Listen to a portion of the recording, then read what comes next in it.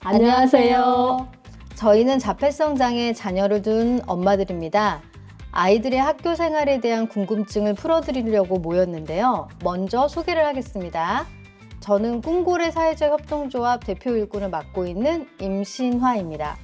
저는 자폐성 장애 남매를 키우고 있고 올해 아들이 특수학교 고등과정을 졸업했고 지금은 발달장애인 주간활동 서비스 센터에서 의미 있는 낮 시간 활동을 하고 있습니다. 저는 사회복지사이면서 장애인 인권교육 활동가인 최영숙입니다. 저희 아들은 30대 중반의 중증 자폐성 장애인이고요. 초중고 통합교육을 받고 2년짜리 특수학교 전문과정을 졸업했어요. 지금은 중증 장애인 자립지원센터 프로그램에 참여하면서 오전에는 작업, 오후에는 여가 활동을 하고 있습니다. 돌아보면 학년기를 어떻게 보내는지 꿈만 같아요.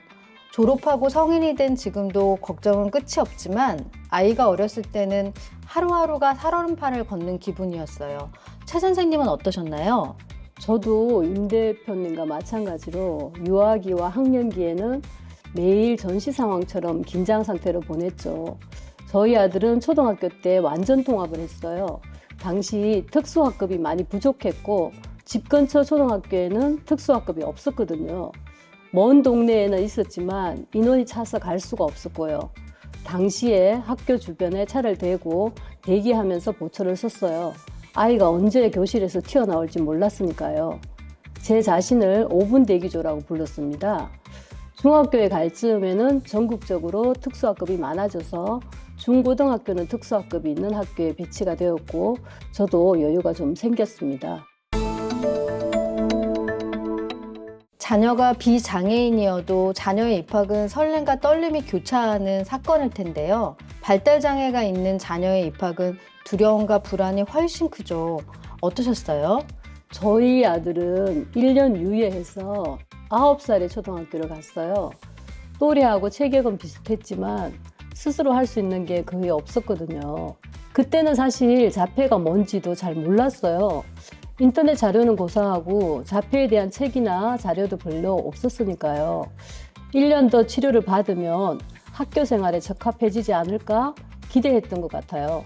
그때는 아이가 어느 날 반짝하고 말짱해지기를 바라잖아요. 그렇죠. 저도 학기 초에는 늘 그런 기적을 바랐던 것 같아요. 초등학교 때는 2월 한 달 동안 새 학년을 어떻게 맞을지 늘 걱정이 되었어요. 아이는 학년이 바뀌면 담임 선생님, 교실, 친구들이 모두 바뀐다는 것을 이해하지 못했어요. 특수학급 없는 학교에서 완전 통합하는 학생의 통합교육을 지원해줄 보조인력도 없었고요. 새 교실을 거부하고 예전 교실로 간다고 뛰쳐나오는 아이를 복도에서 붙잡아서 교실로 자꾸 밀어넣었던 복도 엄마 시절이 있었네요. 새 학기에는 특수학교도 에피소드가 참 많죠. 특수학교도 별반 다르지는 않아요. 새로운 환경은 늘 긴장감을 주니까요. 하지만 특수학교는 친구들이 초등학교 때부터 쭉 같이 올라가니까 친구들과의 어려움은 확실히 적은 것 같아요. 그래도 담임 선생님이나 부담임 선생님, 실무사 선생님들이 모두 바뀌니까 아이가 잘 적응을 할지 또 어려운 행동을 해서 다른 친구들한테 피해를 주는 건 아닐지 전전긍긍하긴 하죠. 물론 걱정이 무색하게 아이들은 자기만의 속도로 적응을 잘 해 나가더라고요. 학년기를 보내면서 많은 일들을 겪잖아요. 그렇죠? 그 중에 가장 기억에 남는 일은 무엇일까요? 저희 아이가 초등학교 때 현장학습을 아이 혼자 다녀왔어요. 통합교육 지원 인력이 없어서 3학년까지는 항상 제가 동행을 했었거든요. 4학년 때 처음으로 저 없이 친구들과 갔어요. 저는 일 터지면 출동하려고 집에서 대기하다가 너무 신경을 썼는지 다음날 바로 몸살이 나버렸답니다. 아무 일 없도록 도와준 담임선생님과 친구들이 고맙고 또 학교 밖 단체 활동을 무사히 마치고 돌아온 아이가 대견해서 뿌듯했던 기억이 지금도 나네요.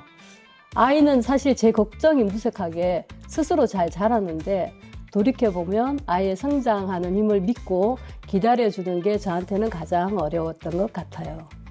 저도 많은 순간이 생각이 나네요. 체육대회 발표에 그런 무슨 특별한 행사가 아니어도 가방을 메고 즐겁게 등교하던 평범한 날들이 더 많이 기억에 남는데요. 물론 매번 즐겁게 등교했던 건 아니에요.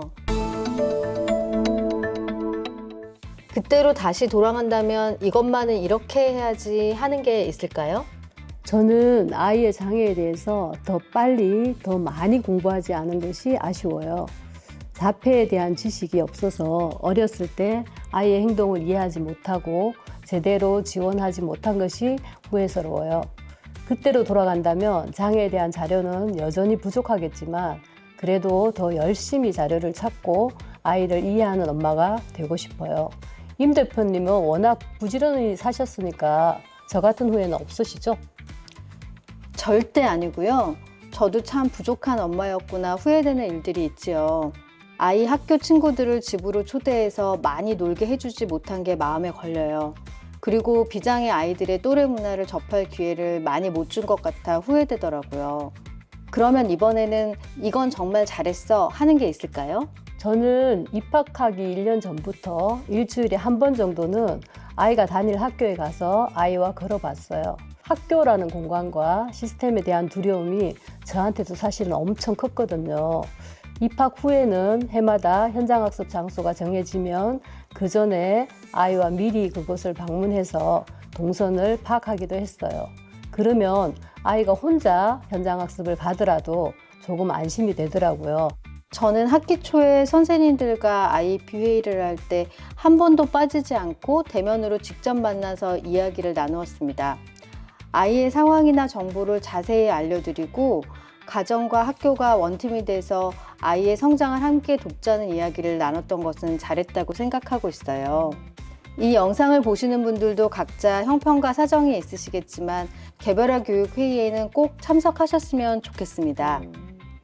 대표님은 장애 자녀 2명을 키우시면서 사회적 협동조합 대표까지 맡고 계시고 활동도 왕성하게 하시는데 전업주부로 계시다가 일을 다시 시작하신 계기가 있나요? 물론 아이들 때문이지요.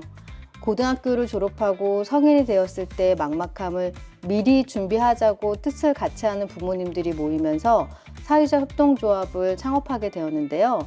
저는 원래 일하는 걸 좋아하는 사람이기도 해요. 최 선생님도 여러 가지 일들을 하고 계시죠? 아이의 장애 덕분에, 네, 정말 그야말로 덕분에 사회복지 공부를 하고 자격증을 취득했죠. 풀타임으로 일을 하지는 못하지만 장애인 가족지원센터에서 사례관리 지원을 하고 있어요. 장애인 인권교육도 하고요. 아이 덕분에 작지만 보람된 일에 참여하면서 사람답게 살고 있어요. 이제 막 학교 가기 시작한 아이들을 보면 걱정이 많이 되실 테지만 아이는 자기 나름의 속도로 성장해 가고 있습니다. 걱정보다는 응원과 지지, 그리고 학교와 열린 소통의 마음을 가져주세요. 그리고 진심을 다해 축하하는 마음을 가지셨으면 좋겠습니다. 저도 축하드려요. 소통의 마음이 필요하다는 것에는 저도 동감해요. 특히 아이와 관계된 사람들, 교사와 이웃 사람들에게 먼저 다가가는 용기를 보여주세요. 도와주세요. 당신의 이해가 필요해요. 라고 먼저 말하세요. 그분들은 우리 아이에 대해서 잘 몰라서 어떻게 도와야 할지 고민하고 있을 거예요. 두렵지만 먼저 손 내미는 용기를 우리 함께 내보아요. 오늘은 처음 학교에 아이를 보내는 부모님들을 위해 저희 선배들의 이야기를 들려드렸는데요. 앞으로 주제별로 다양한 정보를 소개해 드릴 예정입니다. 관심 가져주시고 큰 도움이 되시길 바랍니다. 구독, 좋아요도 부탁드립니다. 감사합니다.